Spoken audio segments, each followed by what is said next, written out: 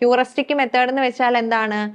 Problem solve ചെയ്ത് അല്ലെ കണ്ടെത്തിയുള്ള പഠനത്തിനെയാണ് എന്തെന്ന് പറയുക? ഹ്യൂറിസ്റ്റിക് മെത്തേഡ് എന്ന് പറയുന്നത്. സയന്റിഫിക് മെത്തേഡ് എന്ന് വെച്ചിട്ടുണ്ടെങ്കിൽ സയന്റിഫിക്കലി പ്രോബ്ലം സോൾവിംഗ് കൂടിയും അതുപോലെ തന്നെ എക്സ്പെരിമെന്റിൽ കൂടെയൊക്കെ പഠിപ്പിക്കുന്ന മെത്തേഡിനാണ് എന്തെന്ന് പറയുക? സയന്റിഫിക് മെത്തേഡ് എന്ന് പറയുക. വാല്യൂസിനൊക്കെ മൂല്യം നൽകുന്ന ഒരു ഡൊമൈൻ ആണ് ഇതെന്ന് പറയുന്നത് അഫക്റ്റീവ് ഡൊമൈൻ ആണ്. Hi all, welcome to competitive cracker. എൻ്റെ പേര് ദിവ്യ കെ ജോസ്. അപ്പം നമ്മൾ ഇന്ന് നോക്കാനായിട്ട് പോകുന്നത് K3 ഫിസിക്കൽ സയൻസിൻ്റെ പെഡഗോജി പാർട്ടിൽ നിന്നുള്ള PYQ ആണ്.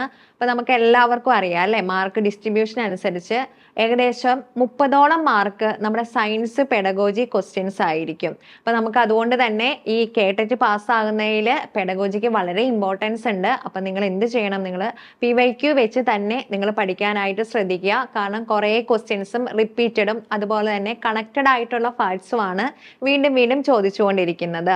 അപ്പോൾ PYQ നമ്മുടെ ഈ ഒരു പെഡഗോജിയുടെ PYQ ചെയ്യുമ്പോൾ തന്നെ നമുക്കറിയാം, നമ്മൾ പെഡഗോജിയുടെ ആൻസർ എപ്പോഴും നമ്മൾ കുട്ടികൾ എങ്ങനെയാണോ ചിന്തിക്കുന്നത് ആ ലെവൽ വെച്ച് വേണം നമ്മൾ ആൻസർ ചെയ്യാനായിട്ട്.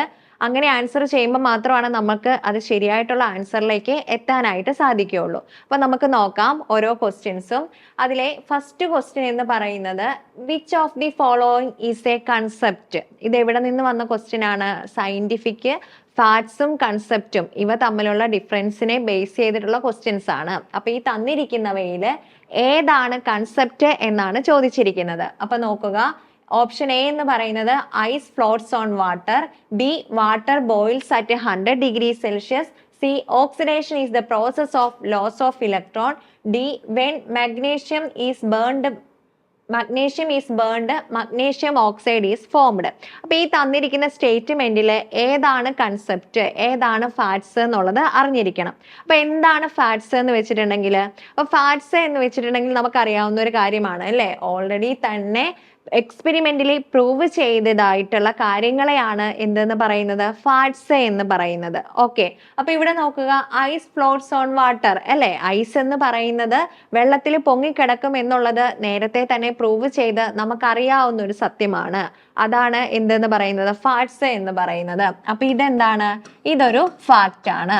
ഇനി അടുത്തത് നോക്കുക, water boils at 100 degrees Celsius. ഉറപ്പല്ലേ? എന്താണ്? 100 degrees Celsiusലാണ് ജലം തിളയ്ക്കുന്നത് എന്നുള്ളത് എന്താണ്? അത് ശരിയായിട്ടുള്ള ഒരു കാര്യമാണ്, എക്സ്പെരിമെന്റലി പ്രൂവ്ഡ് ആയിട്ടുള്ള കാര്യമാണ് അല്ലെ. അപ്പൊ അതെന്താണ്? അതും ഫാക്റ്റ് ആണ്. ഇനി അടുത്തത് നോക്കുക, when magnesium is burned magnesium oxide is formed അല്ലേ. magnesium burned എന്ന് വെച്ചിട്ടുണ്ടെങ്കിൽ എന്താണ്? മഗ്നീഷ്യം ഓക്സിജനുമായിട്ട് റിയാക്ട് ചെയ്യുവാണ്. അവിടെ എന്താണ് ഫോം ചെയ്യുക?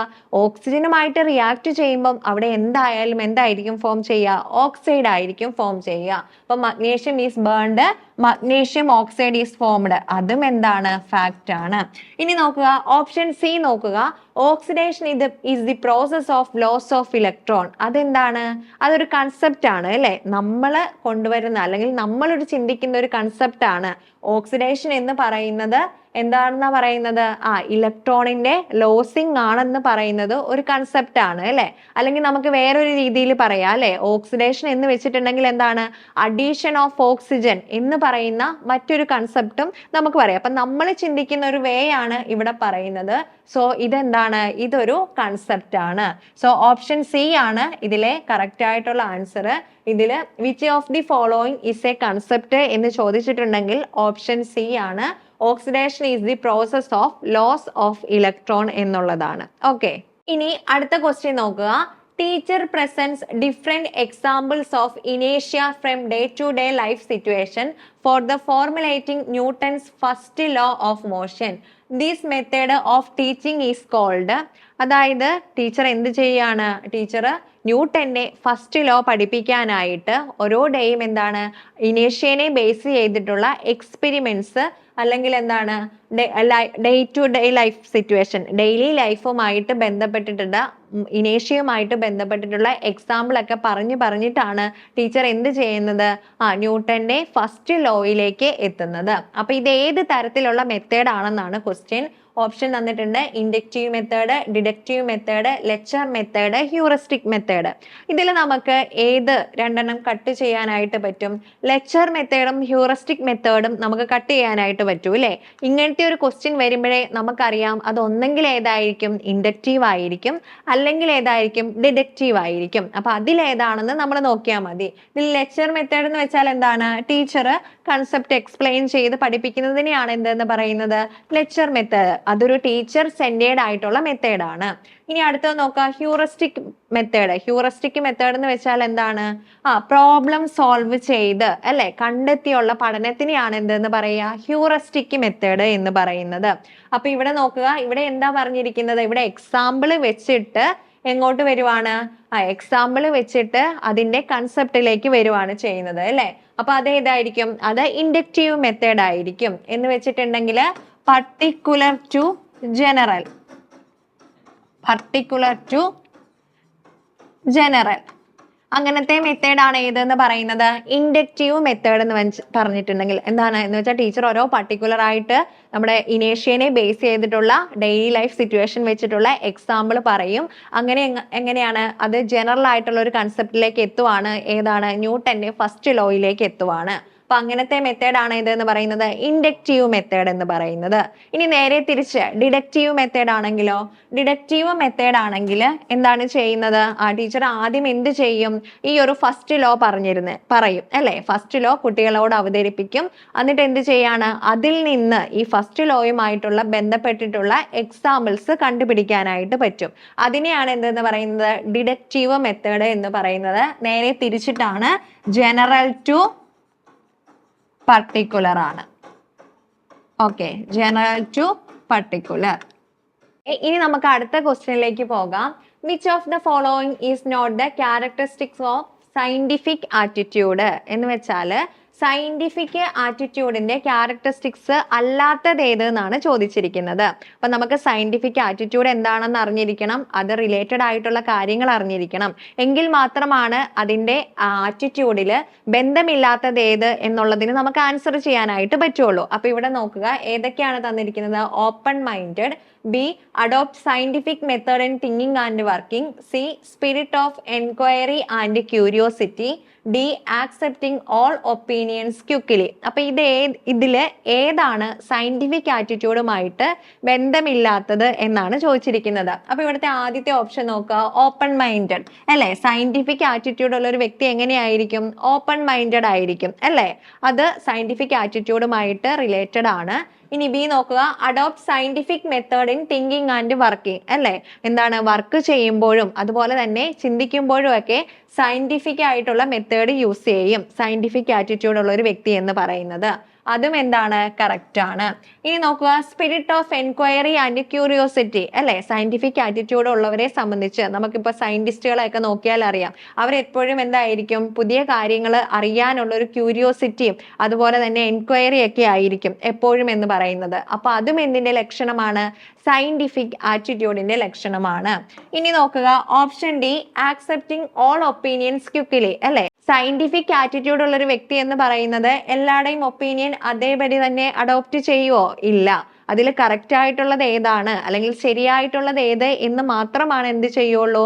അഡോപ്റ്റ് ചെയ്യുള്ളൂ. അപ്പൊ ഓപ്ഷൻ ഡി എന്ന് പറയുന്നതാണ് ഇവിടുത്തെ ആൻസർ പറയുന്നത്. ഏതാണ്? Which of the following is not the characteristics of scientific attitude എന്നാണ് ചോദിച്ചിരിക്കുന്നത്. അപ്പൊ സയന്റിഫിക് ആറ്റിറ്റ്യൂഡിന്റെ ക്യാരക്ടറിസ്റ്റിക് അല്ലാത്തത് ഏതാണ്?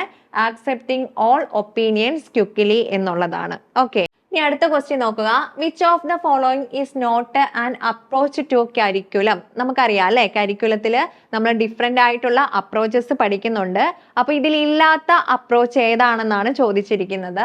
First one child centred approach, option B integrated approach, option C school centred approach, option D Inter disciplinary approach. അപ്പൊ നമുക്ക് ഈ ഓരോ അപ്രോച്ചുകളും എന്താണെന്ന് വ്യക്തമായിട്ട് അറിയണം അല്ലെ. അപ്പൊ ഇവിടെ ഫസ്റ്റ് വൺ നോക്കുക, ചൈൽഡ് സെന്റേർഡ് അപ്രോച്ച്. ഇപ്പൊ സ്കൂളുകളിലെല്ലാം ഉള്ള ഒരു അപ്രോച്ച് ആണ് ഏതെന്ന് പറയുന്നത്? നമ്മുടെ പാഠ്യപദ്ധതിയിലുള്ള ഒരു അപ്രോച്ച് ആണ് ഏത്? ചൈൽഡ് സെന്റേർഡ് അപ്രോച്ച് അല്ലെ. കുട്ടികളായിരിക്കും അവിടുത്തെ മെയിൻ. അപ്പൊ അതിനെ ബേസ് ചെയ്തിട്ടുള്ള ഒരു കരിക്കുലം ആയിരിക്കും ചൈൽഡ് സെന്റേർഡ് അപ്രോച്ച് എന്ന് പറയുന്നത്. ഇനി അടുത്തത് നോക്കുക, ഇന്റഗ്രേറ്റഡ് അപ്രോച്ച്. എന്താണ് ഇന്റഗ്രേറ്റഡ് അപ്രോച്ച് എന്ന് വെച്ചിട്ടുണ്ടെങ്കിൽ നമുക്കറിയാം, നമ്മളൊരു കാര്യം പഠിപ്പിക്കുകയാണെങ്കിൽ അതിനെ റിലേറ്റഡ് ആയിട്ടുള്ള കണക്റ്റഡ് ആയിട്ടുള്ള ഫാക്റ്റുകൾ പല സബ്ജക്റ്റിൽ നിന്ന് ഒരുമിച്ച് ഇൻ്റഗ്രേറ്റ് ചെയ്ത് പഠിപ്പിക്കുന്നതിനെയാണ് ഇതെന്ന് പറയുന്നത് ഇൻ്റഗ്രേറ്റഡ് അപ്രോച്ച് എന്ന് പറയുന്നത്. അപ്പം നമ്മൾ ഫിസിക്സും കെമിസ്ട്രിയും ഒക്കെ പഠിപ്പിക്കുമ്പോൾ അതിനെ ബേസ് ചെയ്തിട്ടുള്ള ഹിസ്റ്ററി ഉണ്ടാവും അല്ലേ? അപ്പോൾ ഇന്ന ഇയറിൽ ഉള്ള കണ്ടുപിടുത്തങ്ങളൊക്കെ ഉണ്ടാകും. അത് ഏതുമായിട്ട് റിലേറ്റ് ചെയ്തിട്ടുള്ളതാണ്? ഹിസ്റ്ററിയുമായിട്ട് റിലേറ്റ് ചെയ്തിട്ടുള്ളതാണ്. അപ്പോൾ അങ്ങനെ ആ ഒരു ഫിസിക്സും കെമിസ്ട്രിയും ആ ഒരു ഹിസ്റ്ററിയുമായിട്ട് റിലേറ്റ് ചെയ്ത് പഠിപ്പിക്കുമ്പോൾ അത് മൊത്തത്തിൽ പഠിപ്പിക്കുകയാണ് ചെയ്യുന്നത് അല്ലേ? ആ ഒരു ടോപ്പിക്ക് പല സബ്ജക്റ്റിൽ നിന്നെടുത്ത് മൊത്തത്തിൽ പഠിപ്പിക്കുകയാണ് ചെയ്യുന്നത്. അങ്ങനത്തെ അപ്രോച്ചിനാണ് എന്തെന്ന് പറയുക? ഇൻ്റഗ്രേറ്റഡ് അപ്രോച്ച് എന്ന് പറയുക. ഇനി അടുത്തത് നോക്കുക, school centred approach. School centred approach എന്ന് പറഞ്ഞൊരു അപ്രോച്ച് ശരിക്കും എന്താണ്? കരിക്കുലത്തിലുണ്ടോ? ഇല്ല. എന്തേ ഉള്ളൂ? ചൈൽഡ് സെൻറ്റേഡ് അപ്രോച്ചേ ഉള്ളൂ. ഏതാണ്? ചൈൽഡ് സെൻറ്റേഡ് അപ്രോച്ചേ ഉള്ളൂ. സ്കൂൾ സെൻറ്റേഡ് അപ്രോച്ച് ഇല്ല. ഇനി നോക്കുക, ഇന്റർ ഡിസിപ്ലിനറി അപ്രോച്ച് എന്ന് വെച്ചാൽ എന്താണ്?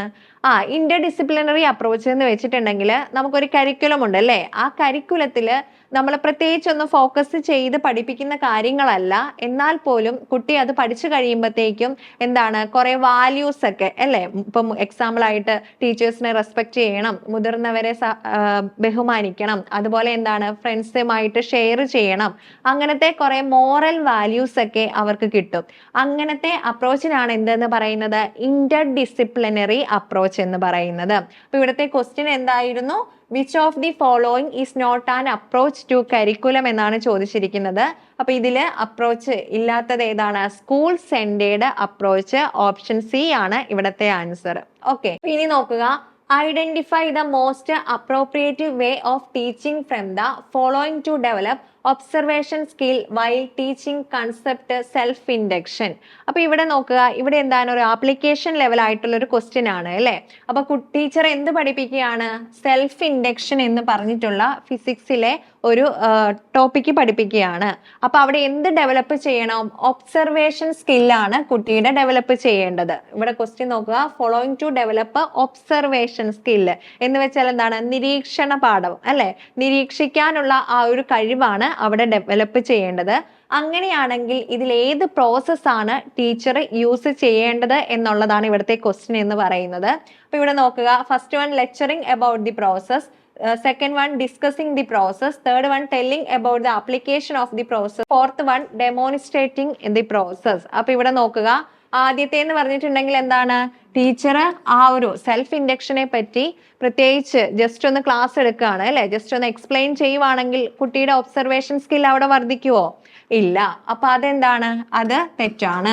ഇനി അടുത്തത് ഡിസ്കസ് ദി പ്രോസസ്. ആ ഒരു പ്രോസസ്സിനെ പറ്റി ഡിസ്കസ് ചെയ്യുവാണ്, അവിടെയും എന്ത് വർദ്ധിക്കുന്നില്ല? Observation skill വർദ്ധിക്കുന്നില്ല. ഇനി അടുത്തത് telling about the application of the process. ചുമ്മാ ഈ ഒരു സെൽഫ് ഇൻഡക്ഷൻ എന്തൊക്കെ ആപ്ലിക്കേഷൻ ഉണ്ട് എന്ന് പറയുക മാത്രം ചെയ്താലും അവിടെ ഒബ്സർവേഷൻ സ്കില്ല് വർദ്ധിക്കുന്നില്ല. മറിച്ച് ഡെമോണിസ്ട്രേറ്റിംഗ് ദി പ്രോസസ്. ടീച്ചർ എന്ത് ചെയ്യാണ്?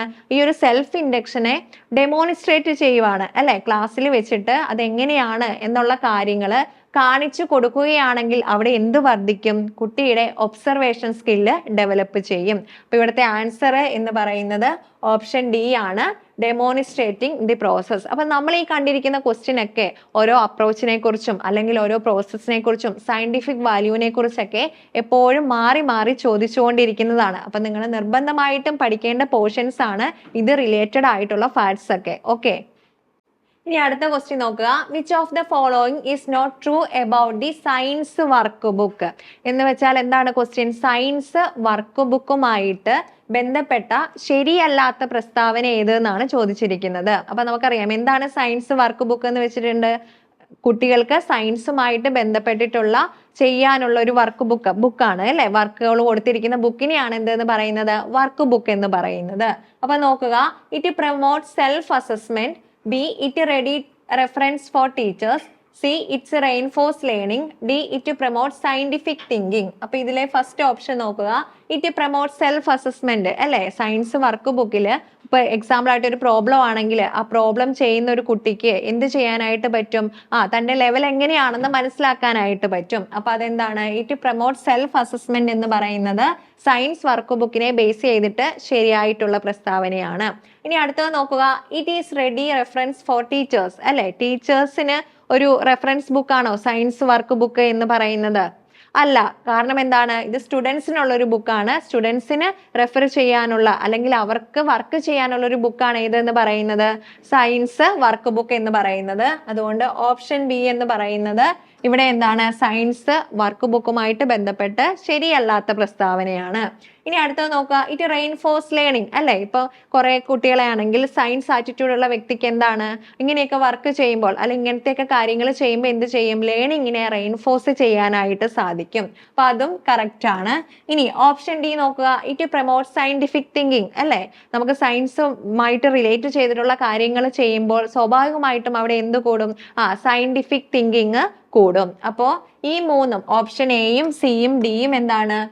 സയൻസ് വർക്ക് ബുക്കുമായിട്ട് റിലേറ്റഡ് ആയിട്ടുള്ള കാര്യങ്ങളാണ്. എന്നാൽ ഇതിൽ ശരിയല്ലാത്ത പ്രസ്താവന എന്ന് പറയുന്നത് ഓപ്ഷൻ ബി ആണ്. അപ്പോൾ ഇവിടുത്തെ ആൻസർ ഓപ്ഷൻ ബി ആണ്.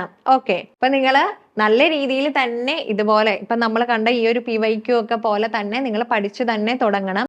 അപ്പോൾ നമുക്ക് എല്ലാവർക്കും അറിയാവുന്ന കാര്യമാണ്, കേട്ടറ്റിന്റെ നോട്ടിഫിക്കേഷൻ വന്നിട്ടുണ്ട് അല്ലെ? ഏപ്രിൽ 17 തൊട്ട് 26 വരെയാണ് അപ്ലൈ ചെയ്യാനുള്ള ഡേറ്റ് എന്ന് പറയുന്നത്. അതുപോലെ എക്സാം നടക്കുന്നത് K1 K2 ആണെങ്കിൽ ജൂൺ 22-ാം തീയതിയും K3 K4 ആണെങ്കിൽ ജൂൺ 23-ാം തീയതിയുമാണ് എക്സാം നടക്കുന്നത്.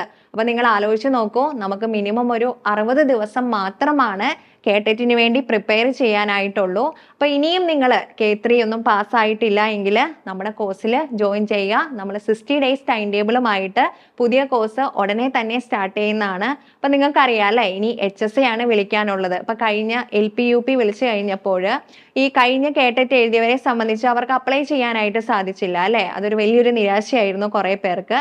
അപ്പം HSAക്കും ആ ഒരു അവസ്ഥ ഉണ്ടാകരുത്. നിങ്ങൾ എന്ത് ചെയ്യണം? അടുത്ത HSA വിളിക്കുന്നതിന് മുമ്പ് നിങ്ങൾ K3 ക്ലിയർ ചെയ്തെടുക്കണം. അപ്പോൾ K3 ഫിസിക്കൽ സയൻസിന്റെ 60 ഡേയ്സിന്റെ ടൈം ടേബിളുമായിട്ട് പുതിയ ബാച്ച് സ്റ്റാർട്ട് ചെയ്യുവാണ്. നമ്മൾ പറഞ്ഞ പോലെ തന്നെ സിലബസിന്റെ റെക്കോർഡഡ് വൈസ് ആയിട്ടുള്ള ക്ലാസ്സിൽ ആപ്പിലുണ്ട്. അതുപോലെ തന്നെ നിങ്ങൾക്ക് എന്താണ് വീക്ക്ലി റിവിഷൻ ഉണ്ടാവും, വീക്ക്ലി ലൈവ് സെഷൻ ഉണ്ടാവും, നിങ്ങൾക്ക് ഒരു മെന്റർ ഉണ്ടായിരിക്കും നിങ്ങളുടെ കാര്യങ്ങളൊക്കെ നോക്കാനായിട്ട്. അപ്പൊ ഇങ്ങനെയാണ് നമ്മുടെ ബാച്ച് മുന്നോട്ട് പോയിക്കൊണ്ടിരിക്കുന്നത്. അപ്പൊ നിങ്ങൾ പലയിടത്തായിട്ട് കണ്ടിട്ടുണ്ടാവും CCയുടെ കഴിഞ്ഞ റിസൾട്ട് ഒക്കെ അല്ലേ? അപ്പം ഇനിയും കേട്ടിട്ട് പാസ്സായിട്ടില്ല എന്നുണ്ടെങ്കിൽ നിങ്ങൾ എന്ത് ചെയ്യുക? നമ്മുടെ നമ്പറിൽ കോൺടാക്ട് ചെയ്യുക. എത്രയും വേഗം തന്നെ കോഴ്സിൽ ജോയിൻ ചെയ്യുക. ഓക്കെ, അപ്പൊ നമ്മൾ ഇനി അടുത്ത ക്വസ്റ്റ്യനിലേക്കാണ് പോകുന്നത്. Before teaching the classification of elements in chemistry, teacher explains the years of work of various scientists that led to the discovery of periodic table the teacher is using. എന്ന് വെച്ചാൽ teacher എന്ത് ചെയ്യാണ്? Periodic table പഠിപ്പിക്കുന്നതിന് മുമ്പ് periodic ടേബിളിൽ അതുവരെ ഉണ്ടായിരുന്ന അല്ലെ ഓരോ കണ്ടുപിടുത്തങ്ങളുടെ ഇയേഴ്സ് ഒക്കെ കണക്ട് ചെയ്ത് പഠിപ്പിക്കുകയാണ് ചെയ്യുന്നത്. അങ്ങനെയാണെങ്കിൽ ടീച്ചർ എന്ത് തരത്തിലുള്ള മെത്തേഡാണ് യൂസ് ചെയ്തിരിക്കുന്നതെന്നാണ് ഇവിടെ ക്വസ്റ്റ്യൻ. സയന്റിഫിക് മെത്തേഡ് ഉണ്ട്, പ്രോബ്ലം സോൾവിംഗ് മെത്തേഡ് ഉണ്ട്, ഡിസ്കവറി മെത്തേഡ് ഉണ്ട്, ഹിസ്റ്റോറിക് മെത്തേഡ് ഉണ്ട്. ഇവിടെ എന്താണ് പറഞ്ഞിരിക്കുന്നത്?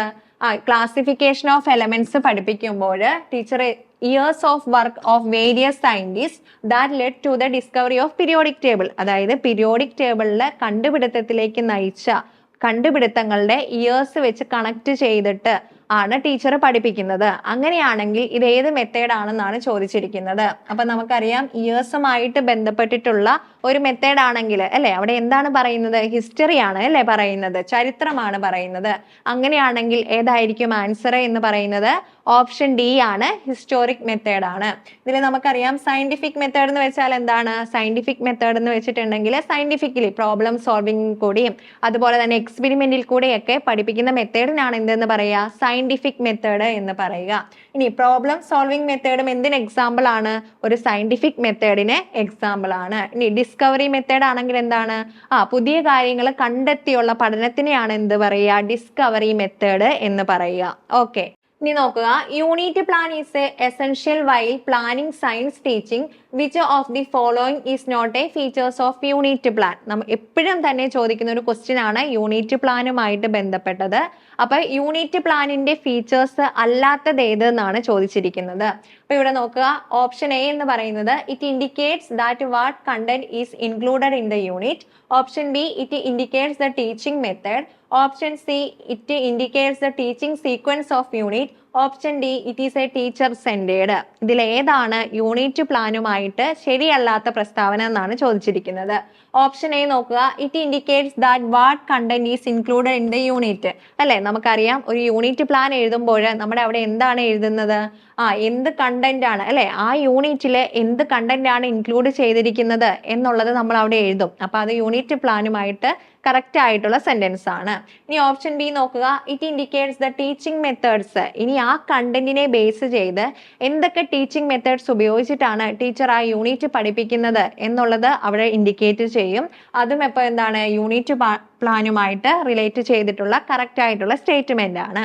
ഇനി ഓപ്ഷൻ സി നോക്കുക, indicates the teaching sequence of the unit. അല്ലെ, ആ ഒരു യൂണിറ്റ് എന്ന് പറയുന്നത് പല സീക്വൻസ് ആയിട്ടായിരിക്കും പഠിപ്പിക്കുന്നത്. അപ്പൊ എന്താണ് അതിന്റെ ടീച്ചിങ് സീക്വൻസും അതിൽ എന്ത് ചെയ്യും, എക്സ്പ്ലെയിൻ ചെയ്തിരിക്കും. അതും കറക്റ്റ് ആയിട്ടുള്ള ഓപ്ഷൻ ആണ്. ഇനി നോക്കുക, യൂണിറ്റ് പ്ലാൻ എന്ന് പറയുന്നത് ടീച്ചർ സെന്റേഡ് ആണോ? അല്ല അല്ലെ, കാരണം എന്താണ് യൂണിറ്റ് പ്ലാൻ, നമ്മളൊരു യൂണിറ്റിനെ കുറിച്ചുള്ള പ്ലാൻ തയ്യാറാക്കുമ്പോൾ അത് എപ്പോഴും എങ്ങനെയായിരിക്കണം, സ്റ്റുഡൻറ് സെന്റേഡ് ആയിരിക്കണം. എങ്കിൽ മാത്രമാണ് സ്റ്റുഡൻസിന് അതിൽ ഇൻട്രസ്റ്റ് ഉണ്ടാവുകയുള്ളൂ. അപ്പോൾ ഓപ്ഷൻ ഡി എന്ന് പറയുന്നതാണ് ഇവിടുത്തെ ആൻസർ. യൂണിറ്റ് പ്ലാനുമായിട്ട് റിലേറ്റ് ചെയ്തിട്ടുള്ള ശരിയല്ലാത്ത പ്രസ്താവന ഏത് എന്നാണ് ചോദിച്ചിരിക്കുന്നത്. Option D it is a teacher centred എന്നുള്ളതാണ്. ഓക്കെ, ഇനി അടുത്തത് നോക്കുക, according to Bloom's taxonomy which of the following is in the highest level under affective domain. അപ്പോൾ അഫക്റ്റീവ് ഡൊമൈനിൽ ഹയസ്റ്റ് ലെവലിൽ വന്നിരിക്കുന്നത് ഏതാണെന്നാണ് ചോദിച്ചിരിക്കുന്നത്. ഏതിലാണ്? ബ്ലൂംസ് ടാക്സോണമിയിലാണ്. അപ്പൊ ബ്ലൂംസ് ടാക്സോണമിയിൽ നമുക്കറിയാം 3 ഡൊമൈൻ ഉണ്ട് അല്ലെ. ഏതൊക്കെയുണ്ട്? കോഗ്നിറ്റീവ് ഡൊമൈൻ ഉണ്ട്, അഫക്റ്റീവ് ഡൊമൈൻ ഉണ്ട്, സൈക്കോമോട്ടർ ഡൊമൈൻ ഉണ്ട്. അപ്പം ഇതില് അഫക്റ്റീവ് ഡൊമൈനിൽ ഏറ്റവും ഹയസ്റ്റ് ലെവലിൽ വന്നിരിക്കുന്നത് ഏതാണെന്നാണ് ചോദ്യം. ഇവിടുത്തെ ആൻസർ ഓപ്ഷൻ ഡി ആണ്, ക്യാരക്ടറൈസിങ് ആണ്. അഫക്റ്റീവ് ഡൊമൈൻ എന്ന് വെച്ചാൽ എന്താണ്? വാല്യൂസിനൊക്കെ മൂല്യം നൽകുന്ന ഒരു ഡൊമൈൻ ആണ് ഇത് എന്ന് പറയുന്നത്. അഫക്റ്റീവ് ഡൊമൈൻ ആണ്. അതിന്റെ ഹയസ്റ്റ് ലെവലിൽ വന്നിരിക്കുന്നത് ഓപ്ഷൻ ഡി ആണ്, ക്യാരക്ടറൈസിങ് ആണ്. അപ്പൊ നിങ്ങൾ പെഡഗോജി പഠിക്കുമ്പോൾ ബ്ലൂം ടാക്സോണമി പഠിക്കണം. നമ്മൾ സയൻസിലാണെങ്കിൽ മക്കോമാർക്കും യാഗർ ടാക്സോണമിയും പഠിക്കണം. റിവൈസ്ഡ് ബ്ലൂംസ് ടാക്സോണമി പഠിക്കണം. അതിന്റെ ഹയർ ഓർഡറുകളെ കുറിച്ച് നിങ്ങൾക്ക് ഐഡിയ ഉണ്ടാവണം. ഇതിൽ നിന്നെങ്കിലും മാറി മാറി നിങ്ങൾക്ക് എന്തുണ്ടാവും? ക്വസ്റ്റ്യൻസ് ഉറപ്പായിട്ടും ഉണ്ടാകും. ഓക്കെ, ഇനി അടുത്തത് നോക്കുക, which type of assessment is used for identifying learning difficulties. അപ്പോൾ എന്താണ് ഇത്? ഡിഫറെന്റ് ടൈപ്പ് ഉള്ള ഇവാലുവേഷൻ ആണ് അല്ലെ തന്നിരിക്കുന്നത്. അപ്പോൾ ടെസ്റ്റും ഇവാലുവേഷനുമാണ് തന്നിരിക്കുന്നത്. അതിൽ എന്താണ് പറഞ്ഞിരിക്കുന്നത്? ലേണിംഗ് ഡിഫിക്കൽട്ടീസ് നേരിടാനായിട്ട് അല്ലെങ്കിൽ അറിയാനായിട്ട് ഇതിൽ ഏത് ടെസ്റ്റ് ആണ് നടത്തുന്നതെന്നാണ് ചോദിച്ചിരിക്കുന്നത്. അപ്പോൾ ഒരു കുട്ടിയുടെ ലേണിംഗ് ഡിഫിക്കൽട്ടീസ് അറിയാനായിട്ട് യൂസ് ചെയ്തിരിക്കുന്ന ടെസ്റ്റ്, അതാണ് ഇവിടുത്തെ ചോദ്യം. നോക്കുക, ഫോർമേറ്റീവ് ഇവാലുവേഷൻ പറഞ്ഞിട്ടുണ്ട്, ഡയഗ്നോസ്റ്റിക് ടെസ്റ്റ് പറഞ്ഞിട്ടുണ്ട്, അച്ചീവ്മെന്റ് ടെസ്റ്റ് പറഞ്ഞിട്ടുണ്ട്, പ്രോഗ്നോസ്റ്റിക് ടെസ്റ്റ് പറഞ്ഞിട്ടുണ്ട്. ഇതിൽ ഏതാണ് ഡിഫിക്കൽട്ടീസ്, ലേണിംഗ് ഡിഫിക്കൽട്ടി അറിയാനുള്ള ടെസ്റ്റ് എന്നാണ് ചോദിച്ചിരിക്കുന്നത്. നമുക്ക് ആദ്യത്തെ തന്നെ സ്കിപ്പ് ചെയ്യാം അല്ലെ. ആദ്യത്തെ ഏതാണ്? ഫോർമേറ്റീവ് ഇവാലുവേഷൻ എന്ന് പറയുന്നത് ഇതുമായിട്ട് ബന്ധമല്ല. അതെന്താണ്? ഇവാലുവേഷൻ ആണ് അല്ലെ. ഒരു ക്ലാസ് എടുത്തിട്ടുണ്ടെങ്കിൽ അത് എന്തോരം കുട്ടികൾക്ക് മനസ്സിലായി എന്നറിയാനുള്ള ഒരു ഇവാലുവേഷൻ ആണ് ഇപ്പൊ എക്സാമ്പിൾ ആയിട്ട് എന്ത് പറയുക? ഫോർമേറ്റീവ് ഇവാലുവേഷൻ എന്ന് പറയുക. ഇനി ഡയഗ്നോസ്റ്റിക് ടെസ്റ്റ് ആണെങ്കിൽ എന്താണ്? ഡയഗ്നോസ്റ്റിക് ടെസ്റ്റ് ആണ് ഇവിടെ ലേണിംഗ് ഡിഫിക്കൽട്ടീസ് നേരിടാനായിട്ട് അല്ലെങ്കിൽ അറിയാനായിട്ട് യൂസ് ചെയ്യുന്ന ടെസ്റ്റ് ഏതാണ്? ഡയഗ്നോസ്റ്റിക് ടെസ്റ്റ് ആണ്. അപ്പൊ ഇവിടുത്തെ ആൻസർ എന്ന് പറയുന്നത് ഓപ്ഷൻ ബി ആണ്. ഇനി അടുത്ത നോക്കുക, അച്ചീവ്മെന്റ് ടെസ്റ്റ്. അച്ചീവ്മെന്റ് ടെസ്റ്റ് നമുക്ക് അറിയാവുന്നതാണ്. എന്താണ് അച്ചീവ്മെന്റ് ടെസ്റ്റ് എന്ന് വെച്ചിട്ടുണ്ടെങ്കിൽ എത്രത്തോളം സ്കോർ ചെയ്തു അല്ലെങ്കിൽ എത്രത്തോളം ആ ഒരു സബ്ജക്റ്റിനെ പറ്റി അറിയാം എന്നതിനെ ബേസ് ചെയ്ത് നടത്തുന്ന ടെസ്റ്റ് ആണ് ഇതെന്ന് പറയുന്നത് അച്ചീവ്മെന്റ് ടെസ്റ്റ് എന്ന് പറയുന്നത്. ഇനി പ്രോഗ്നോസ്റ്റിക് ടെസ്റ്റ് ആണെങ്കിൽ ലാംഗ്വേജുമായിട്ട് റിലേറ്റ് ചെയ്തിട്ടുള്ള ടെസ്റ്റ് ആണ് ഇത് പ്രോഗ്നോസ്റ്റിക് ടെസ്റ്റ്. അപ്പം ഈ ഒരു ടെസ്റ്റ് ഡിഫറെന്റ് ടൈപ്സ് നമ്മൾ അറിഞ്ഞിരിക്കണം. ഇത് എപ്പോഴും തന്നെ ചോദിക്കുന്നതാണ് ഏത്? ഡയഗ്നോസ്റ്റിക് ടെസ്റ്റ് എന്താണെന്നുള്ളത്. ഓക്കെ, അപ്പൊ നമ്മൾ ഇത്രയും പറഞ്ഞത് K3യുടെ ഫിസിക്കൽ സയൻസിനെ ബേസ് ചെയ്തിട്ടുള്ള പെഡഗോജി ക്വസ്റ്റ്യൻസ് ആണ്. അപ്പൊ ഞാൻ ഓൾറെഡി തുടക്കത്തിൽ തന്നെ പറഞ്ഞ പോലെ തന്നെ പെഡഗോജി പലർക്കും എന്താണ് ക്വസ്റ്റ്യൻ വായിക്കുമ്പോൾ ഈസി ആണെങ്കിലും നമ്മൾ ആൻസർ മാർക്ക് ചെയ്യുന്നത് എപ്പോഴും മാറിപ്പോകും. അത് നമ്മൾ എപ്പോഴും പറഞ്ഞ പോലെ ചൈൽഡ് സെന്റേഡ് ആയിട്ട് വേണം നമ്മൾ എന്ത് ചെയ്യാനായിട്ട്? ആൻസർ ചെയ്യാനായിട്ട്. അതിനുവേണ്ടി നിങ്ങൾ എന്ത് ചെയ്യുക? PYQ നിങ്ങൾ ചെയ്ത് നോക്കുക. അങ്ങനെ ചെയ്ത് നമുക്ക് അതിൻ്റെ ആൻസറിലേക്ക് എത്താനായിട്ട് പറ്റും. അപ്പം മറ്റൊരു ക്ലാസ്സുമായിട്ട് വീണ്ടും കാണാം. അതിനു മുമ്പ് നിങ്ങൾ ആദ്യമായിട്ടാണ് ഈ ചാനൽ കാണുന്നതെങ്കിൽ എല്ലാവരും ഒന്ന് സബ്സ്ക്രൈബ് ചെയ്യുക. Okay, thank you.